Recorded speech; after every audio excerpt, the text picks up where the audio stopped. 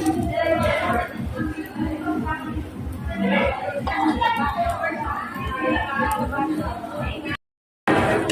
guys, andito po kami sa Yoshimitsu para sa Anli Samgyupsal, and meron silang mga side dishes like this one.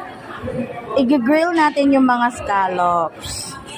Pasensya na guys, medyo maingay lang. So naubos ko na yung kimchi. Tapos meron tayong enoki mushroom na rolled into beef.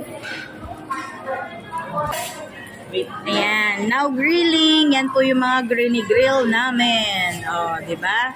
Tapos yan pa po yung mga orders po namin hanggang doon. Ayan. So, kakain muna kami. I-enjoy muna namin yung moment na ito.